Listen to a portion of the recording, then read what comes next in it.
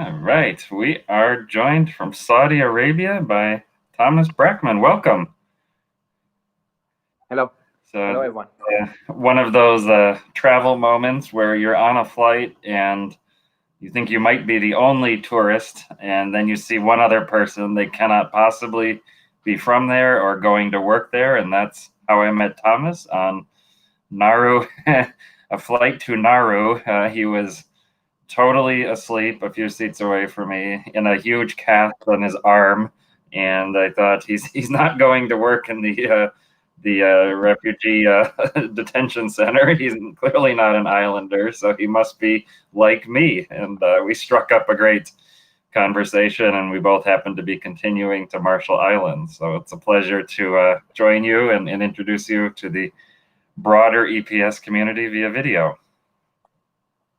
Hi. Hello, everyone. Thank you for having me. So how did you come to be in this giant cast on your arm and traveling around the Pacific? I mean, I combined for the last 10 years traveling with my sports activities. I mean, first I started running, and later I also did a triathlon with swimming, cycling, and running. And apparently, in that period of time, I had a bicycle accident, and I needed to get a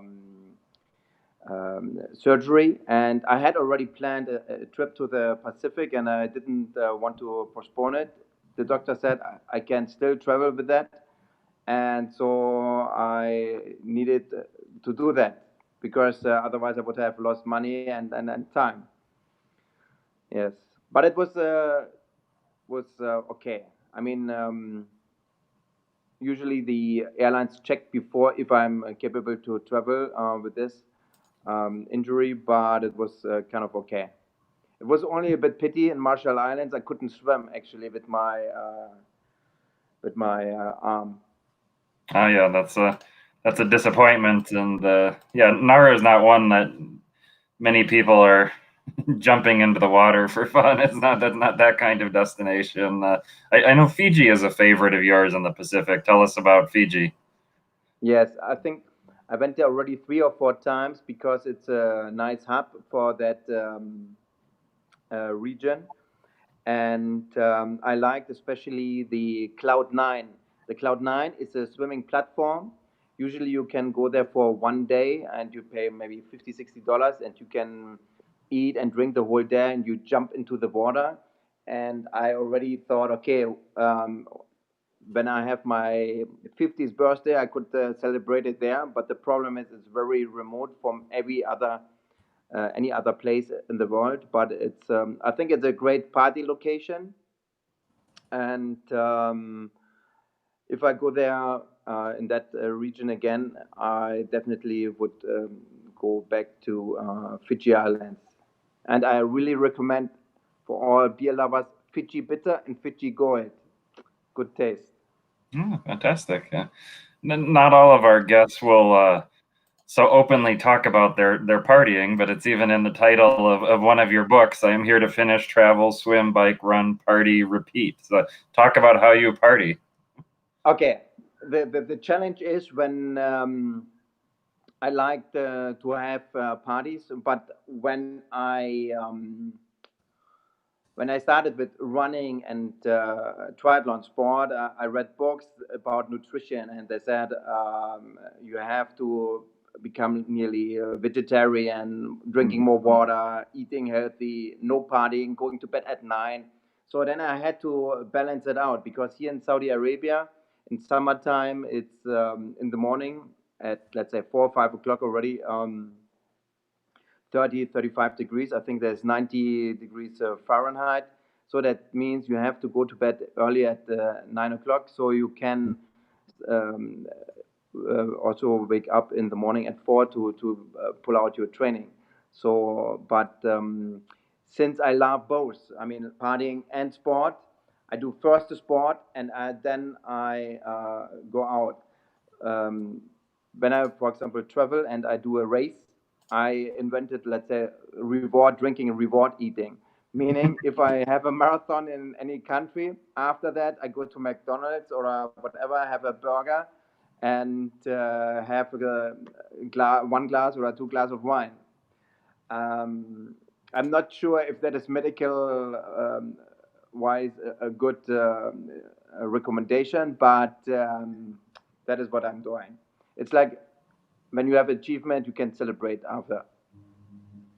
Well, yeah, I guess. Well, tell us about reward food that's not McDonald's. Or is it always McDonald's?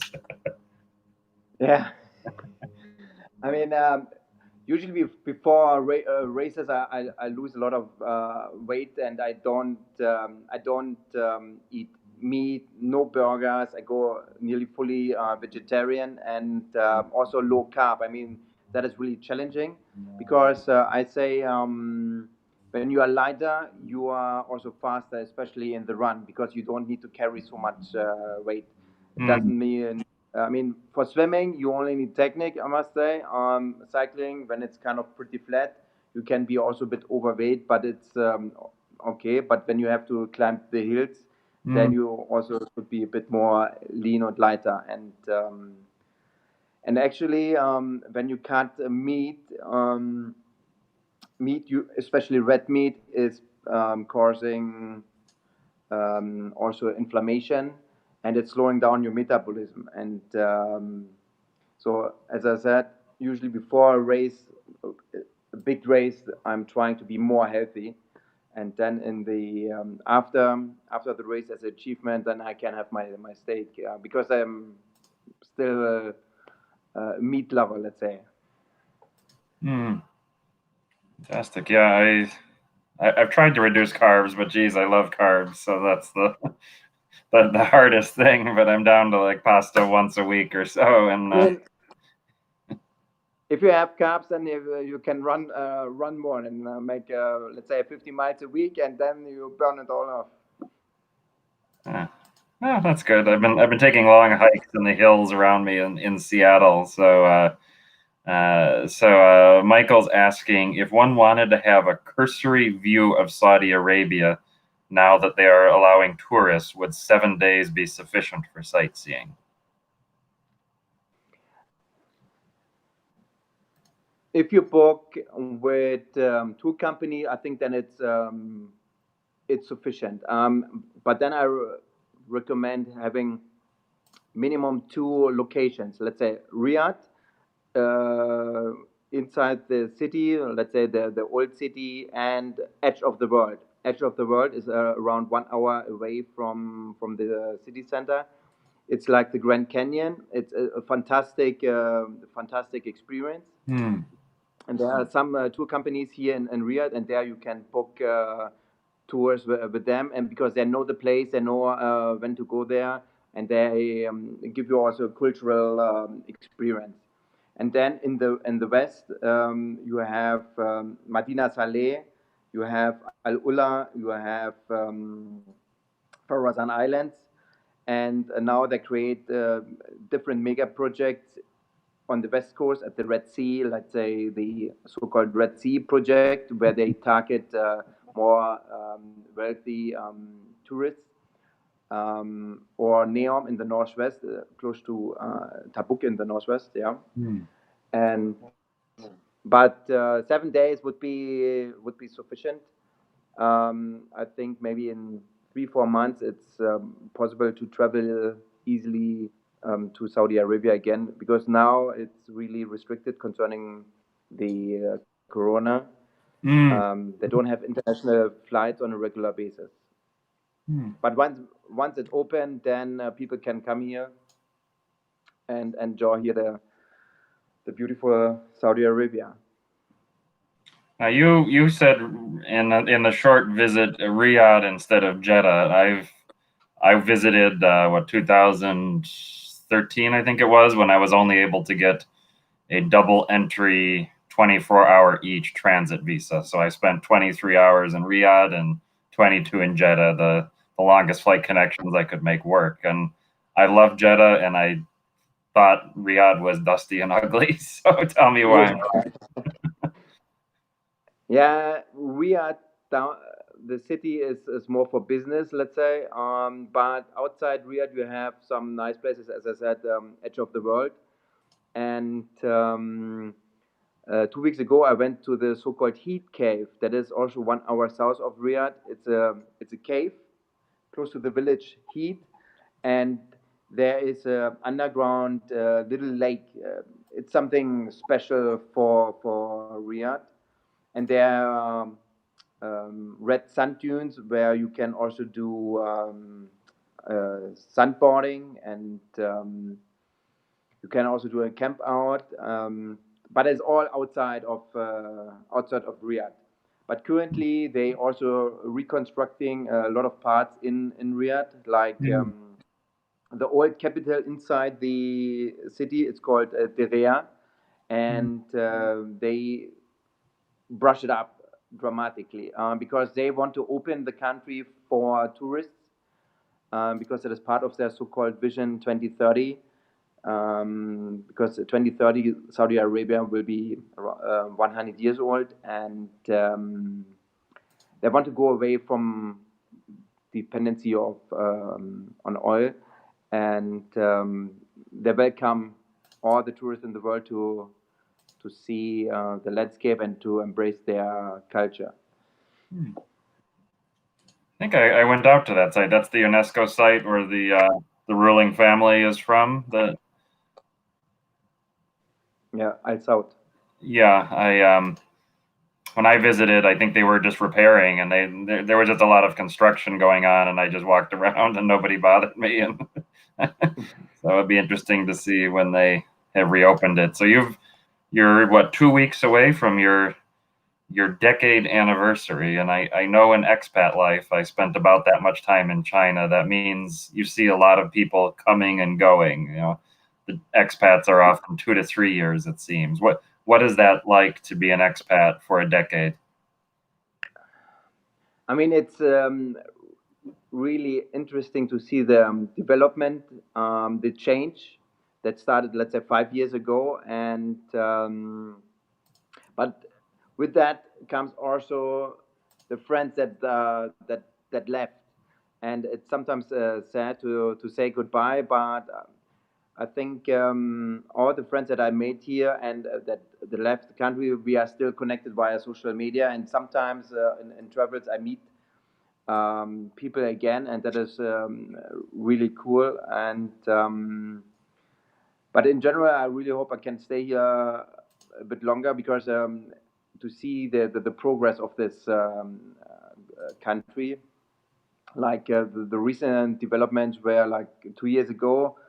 Women were allowed to drive. You see more and more Saudis taking part in the work life, and or as well they are opening up, as I said, the country.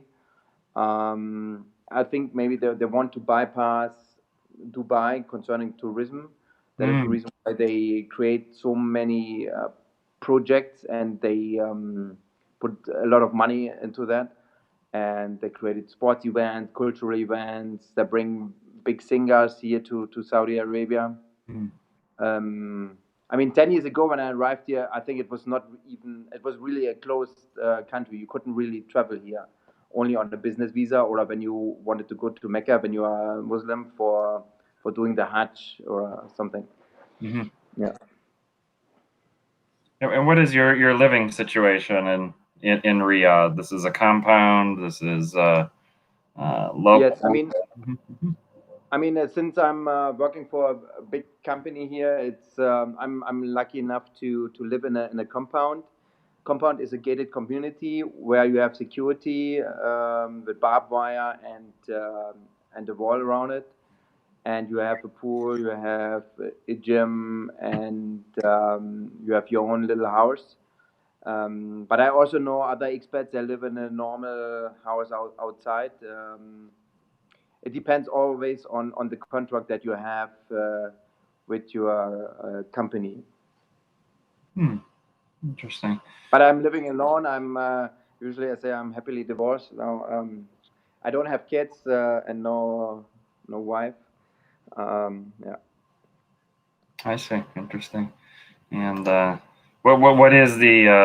I think when I talked to you previously, you talked about how the different policies around hiring means that the expat community looks to be changing in terms of the opportunities for people interested working in the kingdom. Okay. I think 2008, 9, 10, a lot of expats from all over the world were living and working here. Mm-hmm. And I think over the years, the ratio of Saudis in companies grew up. And it was a rule that to a certain extent, to a certain level, let's say 30% of Saudis have to be inside a company. But now it's up to nearly 50%, and more expats leave this country because their role will be taken over by Saudi citizens. Hmm. Because that is also part of Vision 2030, that maybe up to 80-90% of each company will have Saudi citizens as a worker, because they study abroad, and they also study here in Saudi Arabia. So they, I mean, it's their country, so they can bring in their knowledge and their skills into the workplace. I see. Yeah, that makes sense. And certainly my decade in China, seeing all the changes, and then the past decade where I haven't been there, keeping up to date with friends and colleagues, these big changing economies, the policies shift, and I think each generation of expats has nostalgia for their time or the time just before Yes. them was the golden age. Right? The golden time. I'm even thinking about maybe in 1 or 2 years. I'm thinking about writing another book. I have the title as what is it? Generation Expat, because it's a kind of special community, and there I can describe how the people lived and worked, and what was the spirit. But it's just rough idea so far. Ah, fantastic. Talk about, I mean, you've written a number of books. Two are translated to English. There's four in total, plus your original university thesis. So you've got discipline to move towards a goal that many of us don't. Talk about your publishing career.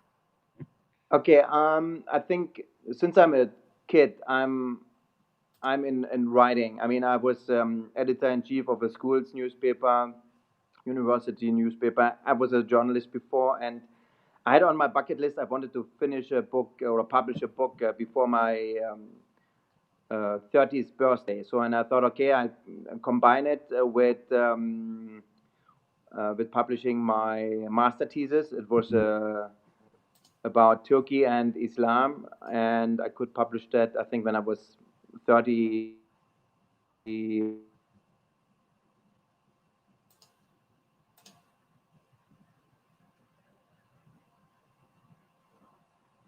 got a little freeze on the connection there. Let's see what we can do on the connection while we're hearing about the elaborate publishing. So we may need to bounce him out and welcome him back to the party. Let's give us a moment here. I think that's what we will do. I am the bouncer in chief, so I will remove him, and he knows to click the link back in, and we'll continue with Thomas in a few moments. So that's the part of the fun of doing it live and very unproduced. There is no backstage production team other than me clicking buttons and trying to corral this all this cool technology that's come out. So we will see when he is back in. We've got Denai watching. Denai is out touring the U.S. right now, so I wonder what she is out touring. I hope she's wearing her mask and social distancing and all of that. Florida based, so maybe she has fled Florida. And Danielita is enjoying all the food I love, the carved meats, chocolate, and tequila. So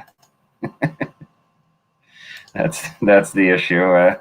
So many of us face is that marathon in every country sounds theoretically interesting, and we don't get to any one of them. Let's see, we're just troubleshooting the tech.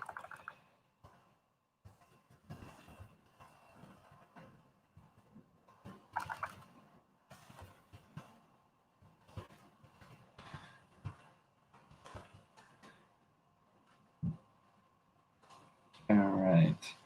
So we'll get Thomas back in just a few moments. He's back connected, and we shall hopefully have him soon. The phone overheated, so that's well, it's the first time we're live streaming this to this streaming tool from Saudi Arabia. So now we need to know. I believe it's an iPhone 7 in the evening heat. So let's see what we can do or not to get him back in. Just a moment.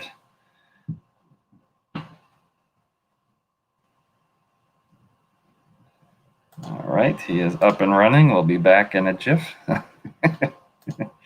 Overheated is not one I've expected. We've gone through a lot of ups and downs on tech troubleshooting during this stuff, but overheating, I need to add to the FAQ and warnings is if your phone is going to run hot, then let's have a cooler phone.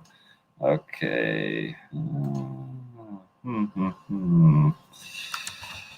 Let's see here.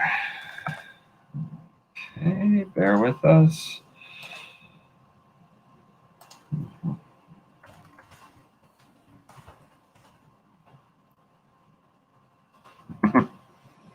Beat is recommending the iPhone 11, and presuming he is interested to pay for it, I'm sure Thomas would be happy to accept it. While we're all waiting, Thomas has started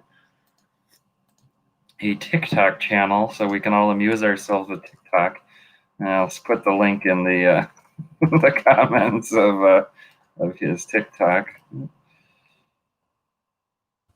There we go. Everybody fiddle with TikTok, but you'll not come back. You'll not leave the screen for hours and hours as you're addicted to his TikTok. So let's see. He is messaging. Let's see what we can do.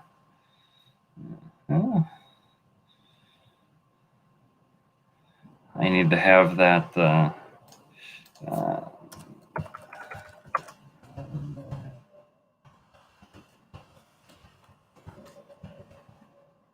Okay, we are enacting the backup plan. We will hear about Thomas's boyhood in East Germany when he's back. The wall fell when he was 13 years old.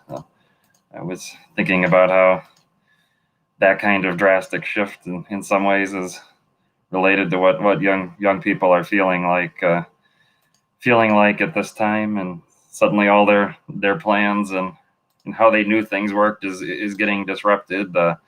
Virtual school may be in the order for the upcoming school season. We shall see. Yeah, he said it's 40 degrees Celsius where he is, so and that's nighttime. So that's part of what we deal with. He's run a marathon in Antarctica, and I guess he's wishing for that temperature right now. All right, he's on the way. He's working on the backup. His phone has melted into a sticky goo, so we'll be back in a minute with that. Let's see. Or we bring Debjit in as the pinch hitter, to use the U.S. baseball term, but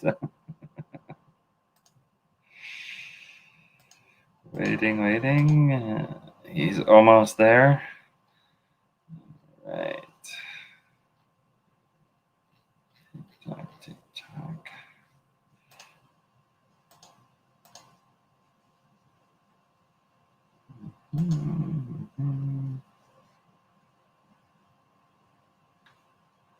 Oh yeah. Let's talk about potentially banning TikTok and all that. I haven't really followed all this. I downloaded TikTok for the first time a few days ago because I feel like I won't get back to China this year. So I want to keep up, keep my language active, keep my skills intact in ways that are addicting and interesting. But I found that it's quite elaborate efforts you need to go to change the geolocation to show you a place other than your immediate neighborhood. So that was my first attempt. I just saw people dancing in Seattle, which is not the specific purpose. I changed language preference to Chinese and it didn't trigger anything, but supposedly you have to watch a lot and see what's going on. And it's apparently an entirely different app, which I'm used to. Like WeChat, I'm used to it. There's a global WeChat, and then there's it has much more limited functionality, and then there's the domestic China, domestic app store ones that have totally different functionality and that you download in country. So I guess I have to get the in China TikTok if I want to keep up to date. But I suppose the language purpose doesn't help too much, since, as I understand, it's all people doing silly dances and things. So I will learn and experience. But right now we've got Thomas almost back. See if that laptop with the hand crank boots up in the 40 degrees Celsius, and then we'll be ready to switch over to a laptop.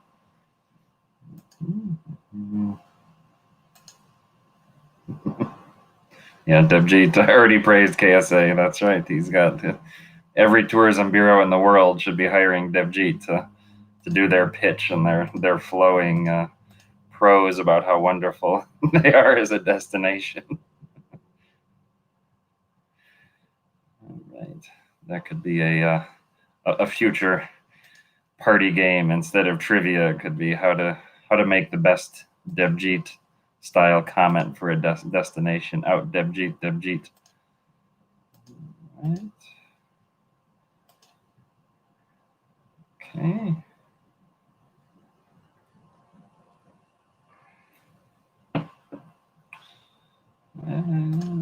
We're trying, we're troubleshooting, we're going to figure this out. He's a determined man, marathon on every continent, so I know we can get a new data link into the kingdom.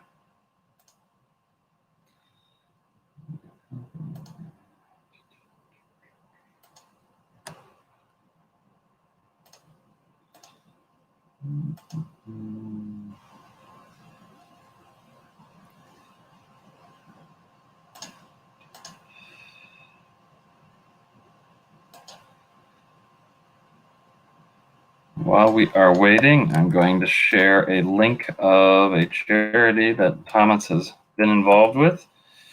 And he has a school named after him in one continent. He is looking at supporting a school in each continent as well. So he is an all-continent man. And we will get him as soon as we can.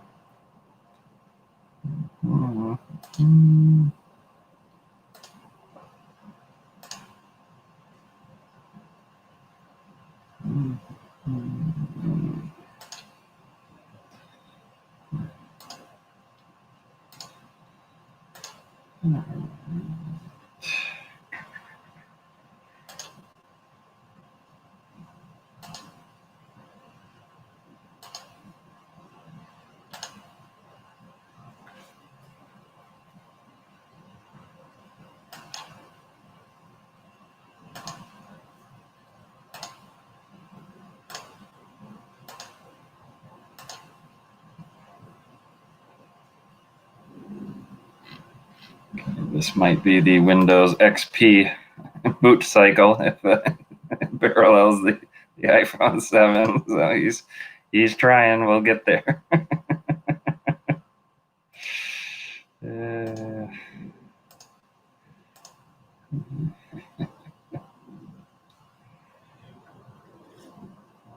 Anybody else want to get into political rants and all of that? I won't take the bait other on the TikTok comment other than the factual statements.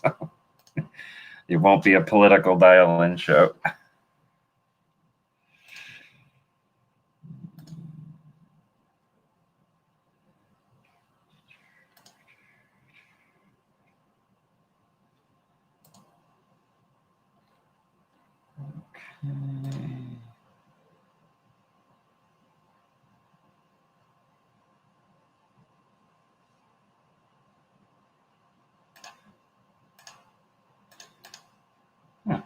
Sort of political. I've got a great email in my inbox from a group member asking a question. We'll take mail while we're waiting. So it says, given the lack of fat Americans descending on the Caribbean, I see an opening to check off a number of them. Frankly, I've never had any interest in going anywhere other than St. Martin, and I did that a few years ago, but now I figure it's a good time as they are reopening and should be a bit quieter. Planning to definitely go to Antigua, Bahamas, Jamaica, St. Lucia, and St. Vincent, and possibly Aruba in Barbados. It'll be as rapid as transportation will allow, not looking to lay on the beach or by a pool, but explore. Curious if you have any nuggets from your visits. Nuggets for those? I'm not sure. Jamaica's gigantic, and there is so much to go around.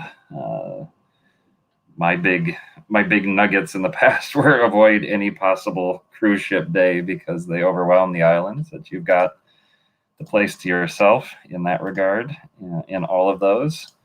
And anytime there's a secondary island or something smaller to head to, I've enjoyed that the most. So mentioning St. Martin, going over to Saba or St. Eustatius. I've been to Saba, not St. Eustatius. Montserrat, I've loved. So there's some side trips possible there that would make sense. Barbados, I enjoyed. Of the items on the list, I felt like that I'd want to spend a bit more time. It felt a lively town. St. Lucia is quite beautiful. So yeah, each has its own. I've not spent more than short visits in those. So that's maybe up to the group to expand on the Caribbean. I judge a lot of the destinations by would I think that my wife would enjoy the seafood if she came back with me. And of those, I think Barbados, maybe. It's still fried fish, but it was the nicer fried fish. Jamaica, of course, incredible non-seafood options as well as the seafood. So those would be the two destinations I would pick for her food taste. Trying to think of Caribbean not mentioned on the list. Guadeloupe or Martinique food-wise. The French influence means not every fish is deep fried to a dry crisp. So I would. Danielita's asking about Saba and St. Eustatius. I believe at least Saba has a ferry. St. Eustatius, I do not know that famous little flight from St. Martin with that incredibly positioned runway on Saba's the stuff of many YouTube videos saying the world's most dangerous landing, and that it is a dramatic scene that is quite the experience to fly in. It's a tiny plane, so in terms of thinking about distancing, that is not going to be the experience you're going to have, even if you're the only passenger. You're not far away from the pilot and co-pilot, and as I said, St. Eustatius I've not been. That is farther, and my guess is there may not be a ferry, but that someone that's an expert on the region would have to weigh in. I am very much not an expert. I've done my cursory visits, but nothing more than that.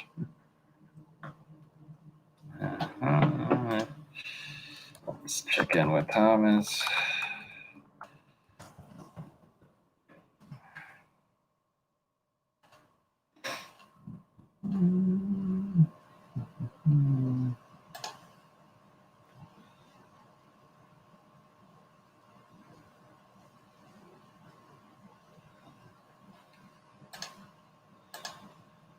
We've got the 3 dots. He's typing. Let's see.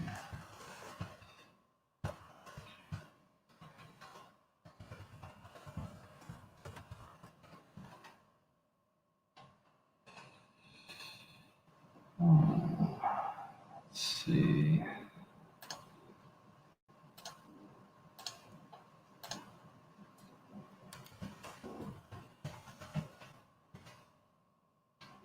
He's given one more try. He's been battling with it. So we're going to give one more try. We might have to close up the inbox early today. And, bring Thomas back for another visit. We'll give this one last try.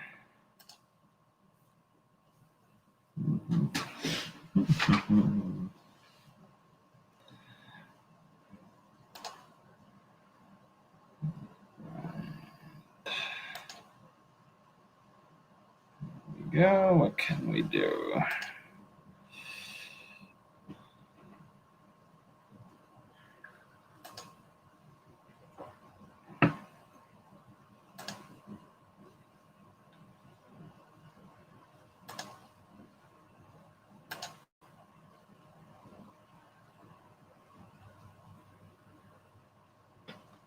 We've got Thomas on a blue box, which means, there we go. Can you hear us? Yes, I can hear you. All right. We are back in action. Thank you for being this phone was overheated. All right. Well, let's because I switched off the AC because the AC would be too loud otherwise. But here we have nearly 90 degrees Fahrenheit, so it's apology. Well, it's a race. You're a triathlete, so we'll just we took a breather in between the different segments, but I did tease the audience a bit that when you were 13, the wall fell and you were on the east side of the wall. So talk about that experience and how that shifted your childhood and school. Yeah, it was very exciting to see what's happening, and I lived 80 km south of Berlin, and everything happened in Berlin at the beginning when the wall came down, and we were following everything on TV. It was really challenging, and for me as a kid, after the process went on, all the values changed. Before, it was really important for us as a kid to be good at school and bringing home a lot of gold medals from judo or athletics sports competition, and your reputation among the school students was then really high when you are good at school or you brought home a lot of medals. But then it changed. It was more important what kind of type of shoes you wear. I mean, what brand, like Adidas or Nike or Reebok. And if you come from, let's say, from a household with less income, then you're not well seen at school. I know other countries, they have school uniforms, but there it was a bit challenging at that time, I must say. Fantastic. Yeah, I'm thinking just my growing up in the U.S., my school happened to have uniforms, and it was so nice. We learned what it was like on the once a month or so that they let us wear what they call Jeans Day, and suddenly the competition to make that count. And talk about the territory of former East Germany in terms of modern tourism. I've heard of some new art centers that have popped up, as well as perhaps more nostalgic sites. What do you recommend? When I speak with foreigners, I mean non-Germans, they usually go to Frankfurt because Frankfurt is a major hub in Europe for flying in, and they appreciate Frankfurt. But I say no, go also to the east, like Dresden has a fantastic new church, and they built after the Second World War the city nearly from scratch, because it was bombed out like so many other German cities. And also close to Berlin, there's Potsdam. There's a city where I was born. There's a kind of castle. It's called Sanssouci. It's a French name. It means without sorrow. It was built by Friedrich the Great. It was the Great. Sorry, Friedrich the Great.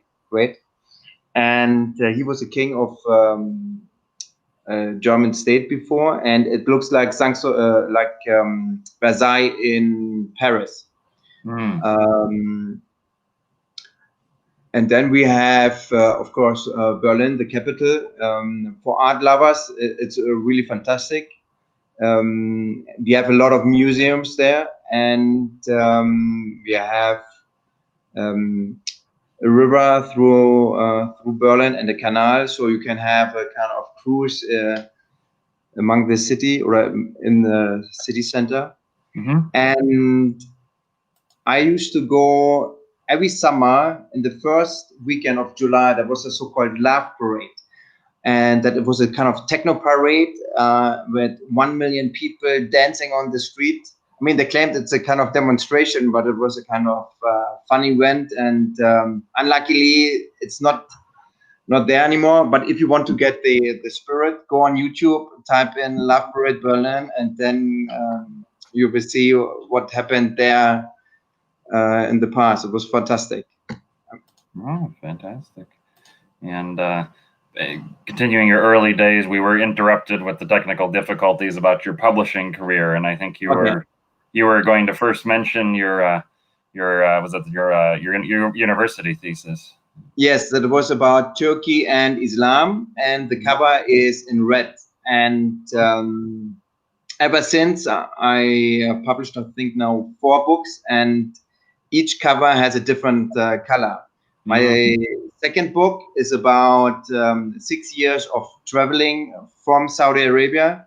The German title is Hin und Weg, there and away, but in German, Hin und Weg means as well kind of being in love. That is the reason why I've chosen this kind of cover, being in love with the world.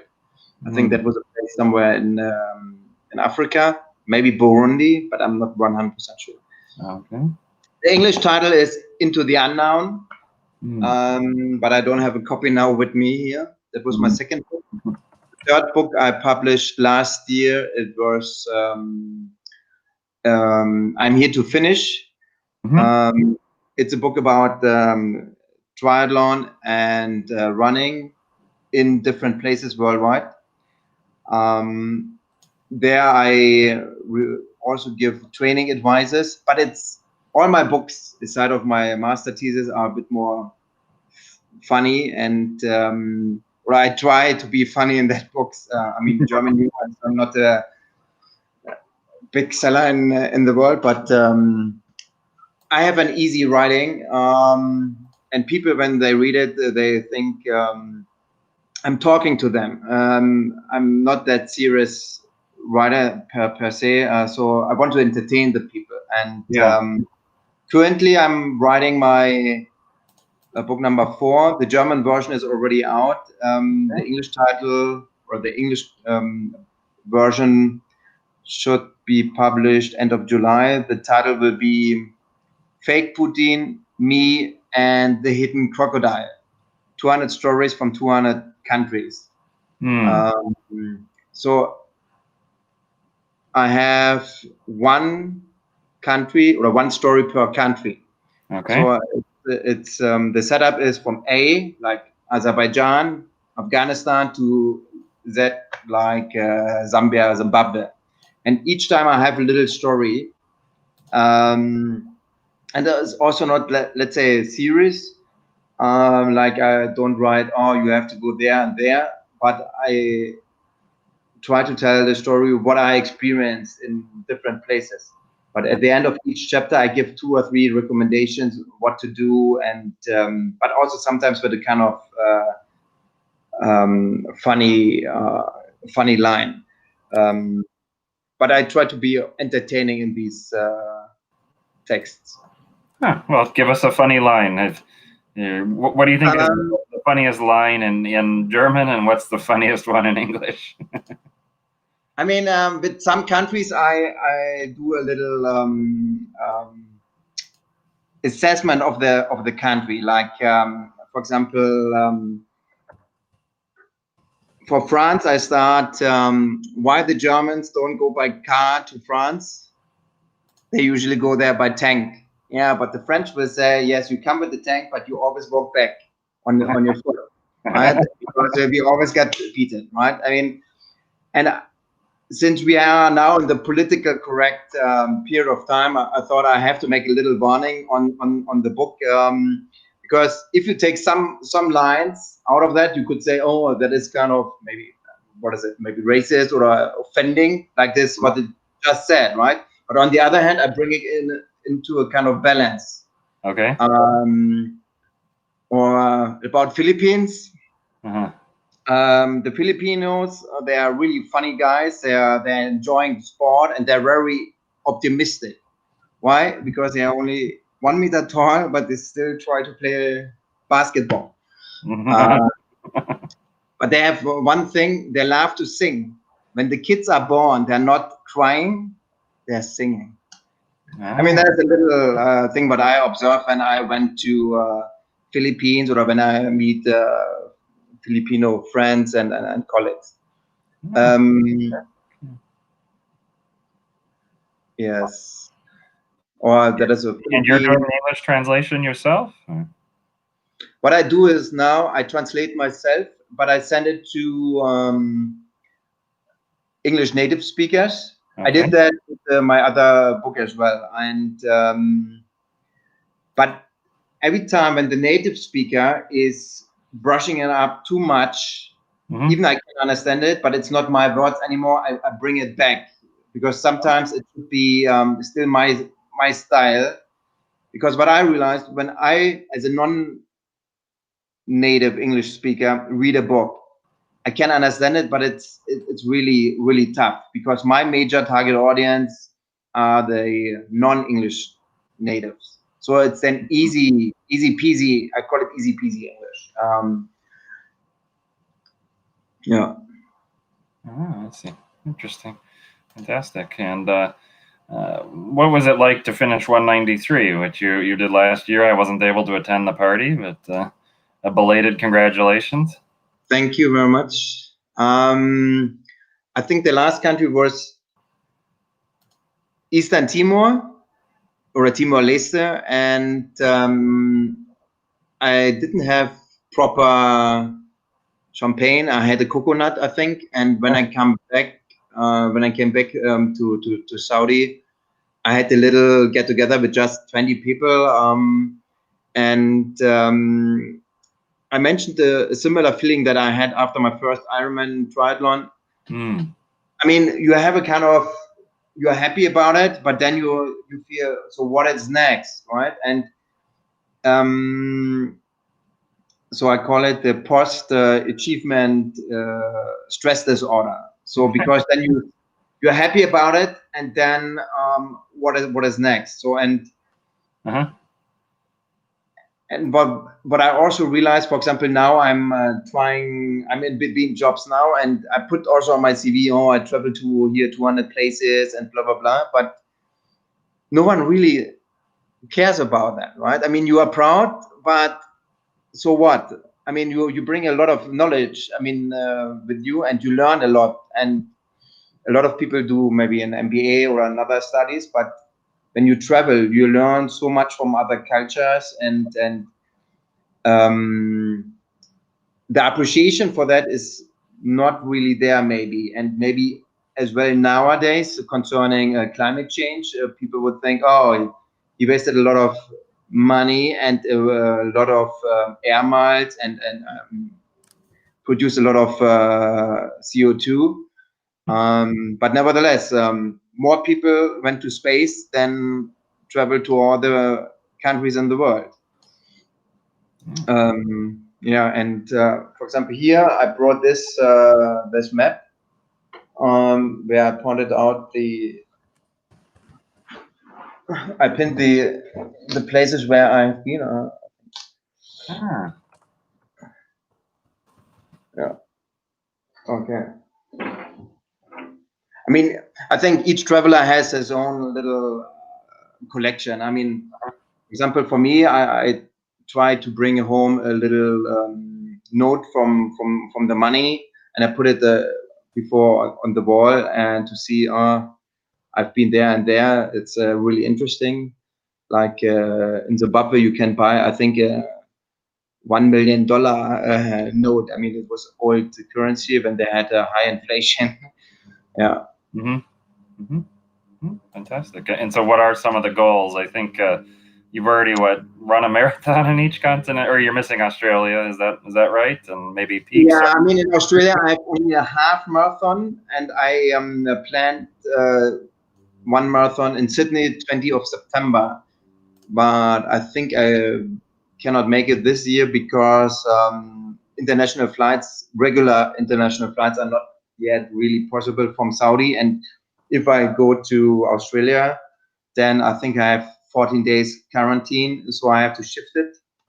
I mean, my next goals marathon on each continent. An Ironman, I mean, that is a long distance triathlon on each continent. I mean, I'm missing only North America and South America. And then a charity project on each continent. I have so far only two, let's say, in Honduras for North America and Asia with Mongolia. Mm-hmm. And then maybe if I like climbing, maybe doing the 7 summits, like the peaks of each continent. But That's at the not end, a difficult thing to take on. but it costs also money. So I have to see where to get that money from, because I'm also thinking, maybe that's not the. Now I have also to think about saving for the future. But once in my life, I also want to go once to space. But I think with Virgin Galactic and Elon Musk, it might get cheaper. Or if they look for people settling on the moon, yeah. But at the beginning, I think they will only send technicians and young people. Yeah. Oh, it's good. It's great to have those goals. And if someone were to have a goal of running a marathon, how you're also a personal trainer, how would you get them going in that? Yeah, first I want to ask why he wants to do that, and then I will assess what is the weight, what mileage that person has already, and then I will roll out a plan for that person, and then let's say from week to week we do milestones until the overall goal, let's say after 3 or 4 months. Because I believe any normal person without any kind of injuries or a kind of problem can run a marathon within the next 4 months and finish it in say 5-6 hours. Yeah. And how about can contrast that with a triathlon that you also have experience? I mean, I started running 2014, and I started to enjoy it because there was also kind of competition, and I changed a bit my lifestyle. I changed a bit the nutrition, lost weight. I thought I looked better. I mean, the suits, or the clothes fitted like when I was 18. My weight was similar like when I was 18. And a friend said, come do triathlon, because then you don't have also swimming and cycling. So I did that as well. And also I read books about how to train, what to eat, what to drink, and grew over time my own training pattern. And then I signed up for races worldwide, and I combined that with traveling. So I was racing already in Malaysia, Mauritius, Australia. This year I did the marathon in Antarctica, South America, and at the Kilimanjaro. Wow. Out of all of these different races, triathlons, are there ones that, from a tourism perspective, the scenery, the destination, the people that you recommend to other travelers? So not like, say, Boston Marathon is very famous as a marathon, but is there a lesser known one that you really loved?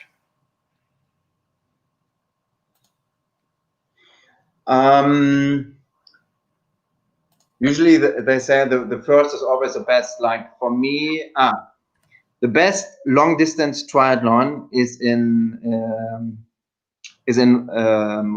Roth in Germany. It's in South Germany, and they have a really great tradition of that race. And there's a so-called Solarer Berg. And when you are a cyclist, I mean, as an amateur, you go to a little pathway. I think it's really narrow, only 1 meter space, and right and left there is the audience, and they're cheering you up. It's like when you have seen the Tour de France, when they go up the hill and they cheer for the professionals, but there you feel like a professional. It's not a really steep hill, but Okay. I mean, you get goosebumps. It was really fantastic. It was really incredible. I will never forget that. Or go ahead. Yeah. another thing, I think 2 years ago, I went to North Korea, to Pyongyang. There was a marathon. And actually, if you are an ambitious runner, I think you can go there for trying to win your age group.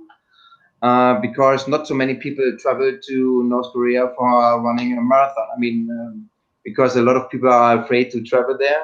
But actually, it was well organized by a tour company, and there was also sightseeing included, like different museums, and you can taste also local dishes. I think first time ever I had what was it? I had dog meat. I mean, a lot of people are disgusted by that, but they say, I mean, and I can confirm that it tastes a bit like chicken. I mean, it was a dog soup. So I had 1 or 2 little pieces, and then I thought, no, because then I was thinking of the dogs. And when you are not used to that, then you don't like that. And let's close with how you came to have a school named after yourself. Yeah, that was 2017. I traveled to Mongolia, to the capital, Ulaanbaatar, and there I met 2 women. They're working for a charity organization called Happy Bambini, and they have charity projects in Asia and in North America. And over a beer, we came to that idea. Maybe I can give some cash for a village school project in Honduras. So, and then I thought, okay, if I give them the money, what is my return on invest? What is in for me? And they said, it's for charities, for a good cause. You don't get nothing back. But I said, yeah, but the school, it's a name. Why not naming after me?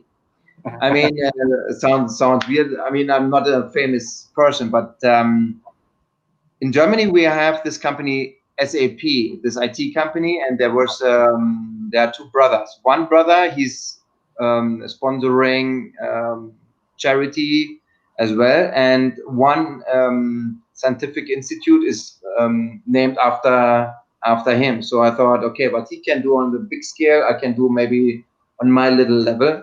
So now the school in Honduras is called Escuela de Thomas Brackmann. I mean, I have also a little plate. I mean, a photograph. Sure. And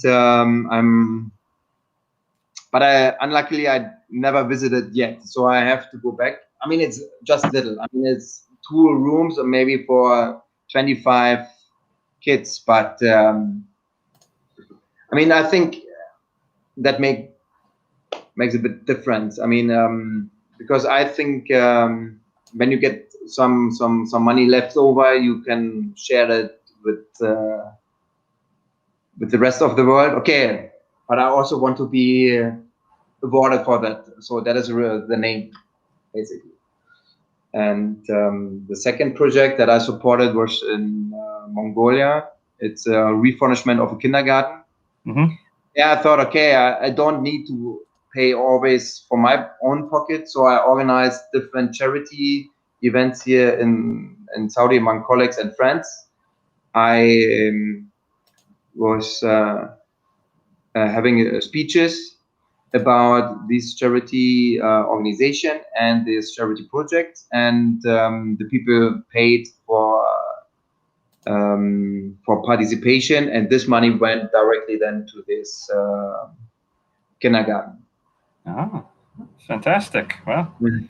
it's incredible. It's inspiring to be able to have such wide reach with your resources as one traveler. Thank you for sharing with us and joining us tonight, Thomas. Thank you very much for having me.